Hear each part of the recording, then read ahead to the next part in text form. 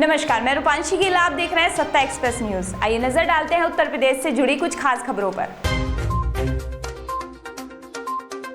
उत्तर प्रदेश की जनपद बरेली में रजा अकादमी मुंबई के चेयरमैन हाजी सैयद नूरी ने प्रेस कॉन्फ्रेंस कर हुजूर मोहम्मद साहब की शान में गुस्ताखी करने वालों के खिलाफ कार्रवाई की मांग की है। उन्होंने कहा है कि धर्म के नाम पर एक दूसरे को लड़ाने के लिए उल्टे सीधे बयान देते हैं, हिंदू मुस्लिम एकता को तोड़ना चाहते हैं। रजा अकेडमी उनके मंसूबों को कामयाब नहीं होने देगी। अकादमी सरकार से एक कानून बनाने की मांग करता है, सब धर्मों का स्वागत करता है। किसी को किसी के धर्म के बारे में टिप्पणी कर मुसलमानों को बदनाम किया जा रहा है। कल हुजूर मुफ्ती आज़म का 41वां उर्स मुबारक है। इस मौके पर रज़ा एकेडमी ने एहतमाम किया है कि तकरीबन 500 गरीबों को राशन वगैरह तकसीम किया जाएगा और उसके साथ कुछ और भी तोहफे लाए गए हैं जो आवाम को पेश किए जाएंगे। और सबसे बड़ी बात यह है कि इस उर्स के मौके पर तहफ़्फ़ुज़े नामूसे रिसालत कॉन्फ्रेंस का इनेकाद हो रहा है। तहफ़्फ़ुज़े नामूसे रिसालत कॉन्फ्रेंस कल 11 बजे नूरी मेहमान खाने के नूरी हॉल में इंशाअल्लाह ताला ये कॉन्फ्रेंस हज़रत अल्लामा मौलाना नबीर आला हज़रत तौसीफ़ रज़ा ख़ान साहब क़िबला की सदारत में वो कॉन्फ्रेंस होगी, जिसमें शहर भर के बड़े उलमा इंशाअल्लाह ताला इसके अंदर शिरकत फरमाएंगे और नामूसे रिसालत के मिशन को किस तरीके से फ़रोग़ दिया जाए और ये जो कानून है, जो एक कानून बनाने का मुतालबा किया जा रहा है कि हुज़ूर अक़दस सल्लल्लाहु ताला अलैहि वसल्लम की शान में जो गुस्ताखियाँ आए दिन हो रही हैं, तो इसका सद्दबाब कैसे हो। हम ये चाहते हैं कि लोग जो हैं वो रोड पर आएँ और इस तरीके से अपने हाथ में कानून को ना लें, तो कानून में रहकर जो वो कर सकते हैं हम चाहते हैं कि वो ये काम करें। इसके लिए कानून बनाने का मुतालबा किया जा रहा है कि सूबाई हुकूमतें भी कानून बनाएं और मरकज़ी हुकूमत भी कानून बनाए। उत्तर प्रदेश के जनपद गाजियाबाद के कृष्णा गार्डन से बिजली की समस्या को लेकर खबर सामने आई है। बता दें कि कृष्णा गार्डन के गोविंदपुर में एक मकान के सामने से 11,000 वोल्ट की तार की शॉर्टिंग जा रही थी। अचानक उसमें आग लग गई, जिससे जल्द ही लोगों ने बुझा दिया। यह आग ठेकेदार की लापरवाही की वजह से लगी थी। आग बुझाने के बाद बड़ा हादसा टल गया है। बरेली जिले में झोलाछाप डॉक्टर की हत्या का पुलिस ने खुलासा कर दिया है। पुलिस ने डॉक्टर की हत्या के आरोप में सगे भतीजे को गिरफ्तार किया है। पुलिस के मुताबिक हत्या आरोपी के पिता की एक सड़क हादसे में मौत हो गई थी और वह स्वयं भी इस घटना में घायल हो गया था। तब से आरोपी अपने चाचा से रंजिश मानता था। वहीं हत्या के पीछे की दूसरी वजह यह भी थी, आरोपी की मां मृतक डॉक्टर के साथ रहती थी, जिसके चलते लोग गाँव में उसकी मां के संबंध में तरह तरह की बातें किया करते थे। आरोपी ने अपने झोला छाप डॉक्टर चाचा की हत्या की योजना बनाई और उसने अपने डॉक्टर चाचा ओम प्रकाश की हत्या अपने ही गांव दयाबोझ के नहर के पास गोली मारकर हत्या कर दी और फरार होने की कोशिश करने लगा। पुलिस ने मौके से मिली बाइक के आधार पर जांच शुरू की तो मामले का खुलासा हो गया। थाना क्षेत्र बहेड़ी में दिनांक 20 अगस्त 2021 को ओम प्रकाश शर्मा जी के हत्याकांड का आज थाना बहेड़ी पुलिस के द्वारा खुलासा किया गया है। इसमें उनके सगे भतीजे दीपक भारद्वाज को गिरफ्तार किया गया है। दीपक ने पूछताछ पर बताया है कि पिछले वर्ष उसके पिताजी की खटीमा में एक ट्रक एक्सीडेंट में मृत्यु हो गई थी, जिसमें ट्रक ड्राइवर गिरफ्तार हुआ था, किंतु उसको शक था कि ये घटना जो है उसके चाचा मृतक ने कराई है। साथ ही साथ जो उसकी माँ थी वो उसके मृतक चाचा के साथ रहने लगी थी। इन बातों से वो खिन्न था, इस कारण उसने इस घटना को अंजाम दिया है। इसमें उसको गिरफ्तार कर लिया गया है और शेष विवेचनात्मक कार्रवाई पूर्ण कराई जा रही है। जनपद गाजियाबाद में पदभार संभालते ही गाजियाबाद एसएसपी पवन कुमार ने थाना लोनी का औचक निरीक्षण किया। बता दें कि जनपद गाजियाबाद के एसएसपी पवन कुमार जी ने थाने में पहुंचकर नवनिर्वाचित और सभी अधिकारियों को निर्देश दिए कि सभी फरियादियों को फरियाद सुनी जाए तथा समस्या का निस्तारण किया जाए। महानगर नोएडा में आने वाली 25 अगस्त को होने वाले नोएडा एम्प्लॉयज एसोसिएशन के चुनाव के लिए सरगर्मी तेज हो गई है। वहीं वर्तमान अध्यक्ष राजकुमार भाटी ने बताया कि उनकी टक्कर का प्रत्याशी इस समय मैदान में कोई नहीं है। उनके पैनल को नोएडा अनुसूचित जनजाति कर्मचारी welfare association, Noida technical employees welfare association और जल आपूर्ति कर्मचारी संघ द्वारा दिए गए समर्थन के चलते मेरी जीत सुनिश्चित है। वहीं राजकुमार भाटी ने बताया कि हमारी सबसे बड़ी उपलब्धि यह होगी कि आगे आने वाले समय में 400 कर्मचारियों के लिए मकान आवंटन के लिए पूरा प्रयास किया गया है, जो जल्द ही पूरा होने जा रहा है। आज की प्रेस वार्ता का जो हमारा उद्देश्य था, जो हमने घोषणा पत्र तैयार किया उसको सभी के बीच में रखना आपके माध्यम से, और हमारे पदाधिकारी प्रत्याशी हैं उनका परिचय कराना। जो हमारी उपलब्धियाँ रही हैं उसके लिए हमने ये योजना की है कि हम कल सभी कर्मचारियों के बीच में सबको रखेंगे। जो हमने उपलब्धियाँ प्राप्त की हैं, जैसे कि आप सभी जानते हैं पिछले 2 साल में कोरोना से बहुत हमारा प्रदेश या देश बहुत प्रभावित रहा है, लेकिन उसके बावजूद जो हमने कर्मचारियों के हित में कार्य किए हैं, उन कार्यों के दम पर हम पूरे पैनल के साथ मजबूती के साथ चुनाव मैदान में हैं। और निश्चित रूप से जैसा कर्मचारियों का हमें प्यार और समर्थन मिल रहा है, हमें पूरी उम्मीद है कि हमारा पूरा पैनल जीत गया है। टोक्यो ओलंपिक 2020 में जैवलिन थ्रो में नीरज चोपड़ा ने स्वर्ण पदक जीता है। कहीं ना कहीं देश में जैवलिन थ्रो के क्षेत्र में आगे बढ़ने वाले छात्रों में इसको लेकर एक उत्साह आया है। कई ऐसे मेधावी छात्र हैं जो इस क्षेत्र में कार्य कर रहे हैं, उन्होंने सफलता भी प्राप्त की है। वहीं नीरज चोपड़ा के कोच कृष्ण कुमार पालीवाल मोदी नगर में रहने वाले हैं, जिन्होंने जैवलिन थ्रो में कोचिंग देकर कई बच्चों के भविष्य सुधार दिए हैं। इसमें दिव्यांग बच्चे भी हैं जिन्हें वे कोचिंग देते हैं। वह ओलंपिक लेवल तक पहुंचे हैं और सरकारी नौकरियों पर भी अपने हुनर के बदौलत का 15-16 लड़के नौकरी पे जा चुके हैं मेरी सिखाई में, जिसमें से विपिन कसाना है, एक गौरव नेहरा है, एक नितिन गाठी है, एक दर्शन लाल है। आप ही के यहीं से सीखे? चौधरी हैं। हाँ, इनको मैंने ही सिखाया है। इन्हें ऐसा समझो डायरेक्ट समझ लो या इनडायरेक्ट में पॉइंट वगैरह बताए हैं। कुछ को बिल्कुल पर्सनली सिखाया है मैंने। अभी तो जो सीनियर में है 3-4 लड़के अभी प्रेजेंट में प्रैक्टिस कर रहे हैं, जो अभी अच्छे चल रहे हैं। और अभी एक लड़का पैरा ओलंपिक के लिए सेलेक्ट हुआ है, जिसको मैं पिछले 2 साल से प्रैक्टिस करवा रहा हूँ। क्या नाम है? उसका नाम है रंजीत भाटी। अच्छा। वो हरियाणा से हैं, बल्लभगढ़ से। मामला जनपद गाजियाबाद के थाना नंदग्राम क्षेत्र का है, जहां थाने में एक तहरीर प्राप्त हुई थी, जिसमें बताया गया कि 5वीं कक्षा के पढ़ने वाले छात्र की किसी ने आईडी पासवर्ड हैक कर लिया।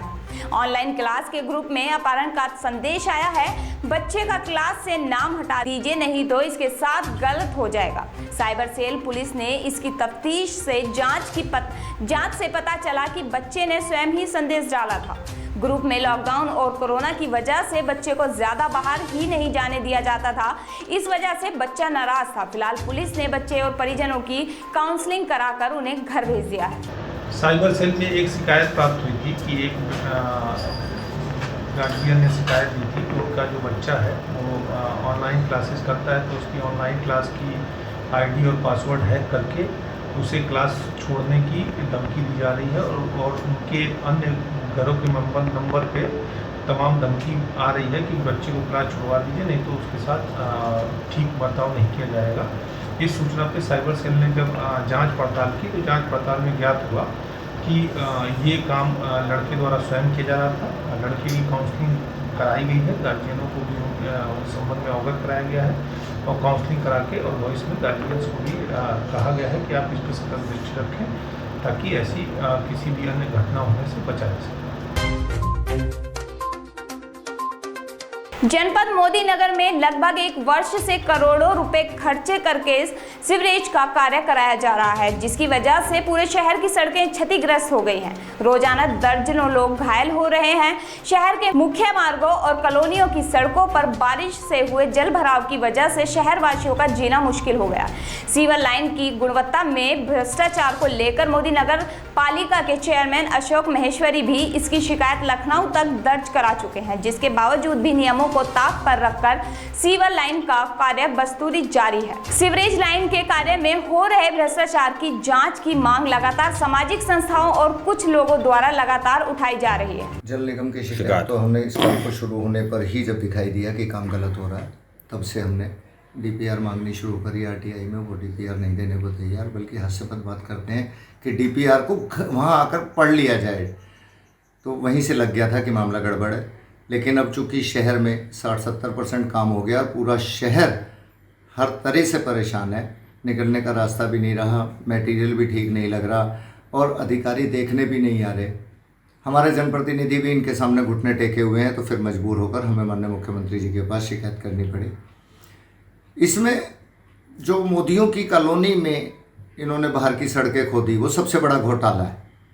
दूसरा, पाइप के नीचे मिट्टी डालना, बदरपुर ना डालना, पाइप के बराबर में ईंटों की स्ट्रेंथ ना बनाना, पाइपों को जोड़ने के लिए सीमेंट का प्रयोग ना करना, मेन होल जितने बनने चाहिए उससे कई गुना ज़्यादा बनाकर सरकारी खर्च को बढ़ावा देना और एक एक मेन होल बनाने के लिए कम से कम 15-15 दिन लगाना, सड़कों पर गारा होना, आम आदमी का पैदल निकलना, ये बहुत बड़ी दुविधा है। सरकार को बदनाम करने की साजिश है। इसलिए हमें माननीय मुख्यमंत्री जी की शरण में जाना पड़ा। जब यहाँ के जनप्रतिनिधि सो गए थे तो हमने अपना कर्तव्य समझा। क्या नाम है आपका? प्रभु। कहाँ रहते हो? संतपुरा में। क्या हुआ जो आज यहाँ इकट्ठे हो रहे हो आप लोग? नहीं, ये 2 महीने से बुरा हाल है यहाँ। तो 2 महीने हो गए। ठेकेदार को 20 ओवर कह चुका है। ठेकेदार सुनता ना किसी की बात। ठेकेदार जब भी आ जाए निकल लग जाए। हमारे गली में जाकर बुरा पानी लगा पड़ा, भरा पड़ा। किस चीज़ का कार्य चल रहा है यहाँ पे? सीवर लाइन का। अच्छा। कोई कार्य पूरा नहीं करते। यहाँ फंसा दिया, मैंने पूछा क्यों करते हो, तो काम कर रहे हैं। वो कह रहे हम काम कर रहे हैं। यहाँ के चेयरमैन विधायक से बात की थी? नहीं सुनता, नहीं सुनता। गए थे आप लोग? किससे गए? यहाँ विधायक हमारे गली में आई, उससे गए। उन्होंने कहा अच्छा अभियान भेजे, कोई नहीं आया। उसके बाद ही विधायक हमारे गली में आई थी। अच्छा। कोई नहीं सुनता हमारी बात। देख सारे में बुरा हाल का। कोई बिजार फंस गया अभी बिजार निकाला हमने। अच्छा जी। ये तो बिजार है, कोई इंसान की मर जाएगा, कौन करेगा? कोई देखता नहीं इधर आके।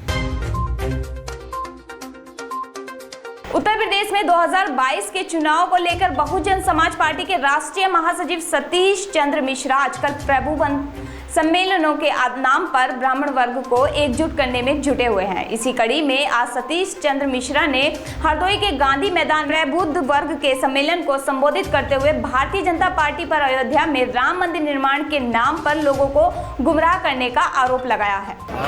आपका ध्यान कहीं और होगा।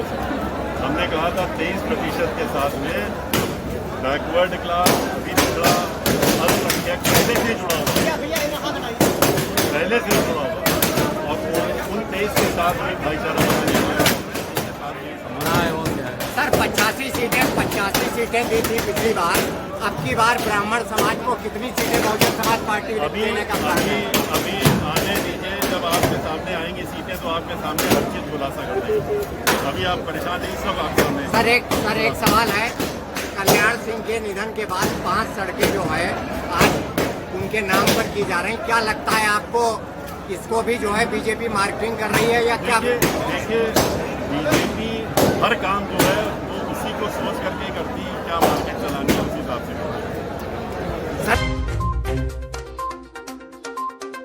जनपद बुलंदशहर के नरोरा में उत्तर प्रदेश पूर्व मुख्यमंत्री व राजस्थान के राज्यपाल बाबूजी कल्याण सिंह का बासी घाट पर पूरे राजकीय सम्मान के साथ अंतिम संस्कार किया गया। उनके पुत्र व सांसद राजवीर सिंह ने मुखाग्नि दी और बाबूजी कल्याण सिंह पंचतत्व में विलीन हो गए। इस दौरान मौजूद सभी लोगों ने राम भक्त कल्याण सिंह को नम आंखों से अंतिम विदाई दी। उत्तर प्रदेश के जनपद फिरोजाबाद पुलिस का सराहनीय कदम सामने आया है। चाचा की तलाश में भटक रहे भतीजे को ही लिया पुलिस ने हिरासत में। दबंग रसूखदार रिश्तेदारों पर बंधक बनाने का आरोप महंगा पड़ गया, जिसकी थाने में शिकायत करने गए शिकायतकर्ता को ही थाने में बैठा लिया। सर मेरा नाम अवधेश कुमार यादव, ग्राम गढ़ी जानी पोस्ट को सेना जफरनगर इटावा। जी, क्या मामला है आपका? मामला सर ये 6 तारीख को मेरे चाचा को कप्तान सिंह के नाती नाम है जिसका अभिषेक सनोव ब्रजेश और अंशोल सनोव जनवेश सिंह, ये 2 लोग मोटरसाइकिल पर बैठा के घर से ले गए। अब ये कहाँ ले गए अब ये मालूम नहीं। फिर उसके बाद पता भी लगाया पता लगाने के बाद पता लगा ये कंथरी ले गए। तो कंथरी भी जैसे सूचना मिला है तो कंथरी के सुनील छोटे सनौब लाखन सिंह ग्राम कंथरी, उसमें जसनगर FIR की, उसकी भी कोई सुनवाई नहीं। शुकाबाद में भी FIR किया, कोई सुनवाई नहीं। तो 2 दिन गए, चाचा को बुलाया भी गया, फिर चाचा को सामने आने नहीं दिए और चाचा के पास गए, मकान पे जाते हैं तो देखने नहीं देते चाचा को, और उनको नशीली पदार्थ खिला के उनको बेहोश रखा जा रहा है। क्या कारण है उनके पास, क्या संपत्ति है जिसके कारण? संपत्ति है, दिमाग से थोड़े डिस्टर्ब है। क्या सिस्टर एक्सपायर हो गई थी तो वो उसमें अच्छा वो गए थे, फिर वो क्या वापस आ गए, उसके बाद ये लोग भी चुपके से उठा ले गए। अब उनके क्या ज़मीन है, घर है, तो ये लोग क्या बेईमानी संपत्ति से जैसे गायब किए हुए हैं, जिसके कारण कि उनका जैसे कोई खेती का जैसे बैनामा करवा लूँ, वसीयत करवा लूँ, तो संपत्ति के मैटर में अवैध तरीके से इनको गुप्त रखा जा रहा है। उत्तर प्रदेश के जनपद गाजियाबाद में भी सभी स्कूलों को खोल दिया गया है। गाजियाबाद के साहिबाबाद क्षेत्र स्थित नगर निगम बालिका विद्यालय में स्कूल प्रधानाचार्य, अध्यापक और बच्चों से की बात शासन ने जो दिशा निर्देश दिए हैं उनका पालन कराया जा रहा है। स्कूल के गेट पर सैनिटाइज किया जा रहा है, थर्मल स्कैनिंग की जा रही है, बच्चों के अनुमति पत्र को चेक किया गया, उसके बाद स्कूल में एंट्री मिली। बच्चों में एक उत्साह है, कोरोना की लहर के कई दिनों बाद फिर से बच्चे स्कूल आए हैं। सूर्यभान यादव।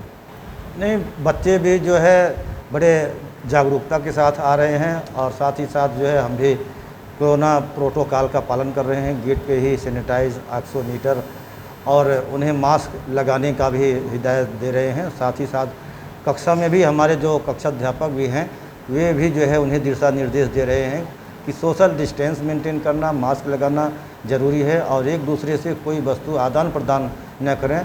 इसमें कोई शिथिलता हम नहीं बरत रहे हैं कि बच्चों के साथ कहीं कोई जो है नुकसान हो।